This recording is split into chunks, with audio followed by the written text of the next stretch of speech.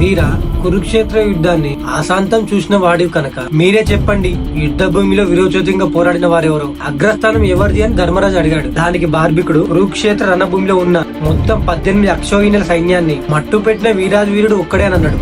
ఆ మాటకు అందరు ఆశ్చర్యపోయారు. ఎవరా ఒక్కడని ప్రశ్నించారు. అందుకు బార్బరికుడు అతనెవరో కాదు, మనతోనే ఉన్న కృష్ణ పరమాత్మ అని చెప్పి, యుద్ధం మొదలైన మొదటి రోజునే నాకు కృష్ణుని చిటికన వేలులో సుదర్శన చక్రం వెలుగులిన్నుతూ కనిపించింది. అది ప్రతి క్షణం వందలాది మంది సైనికులను తలను తెంచుతూ, కాళ్ళు చేతులను నరుకుతూ, కొందరి శరీరాలను 2 ముక్కలు చేస్తూ 18 రోజులు 18 అక్షోహిణుల సైన్యాన్ని మట్టుపెట్టింది. సాక్షాత్తు శ్రీ మహావిష్ణువే స్వయంగా రణభూమిలో అడుగుపెట్టిన సుదర్శన చక్రంతో సంహారం చేస్తున్నట్టు నాకు ఆ దృశ్యం కనిపించింది. ఈ యుద్ధాన్ని మొదలుపెట్టింది, నడిచింది, సంపూర్ణం చేసింది కృష్ణయ్య అని చెప్పాడు.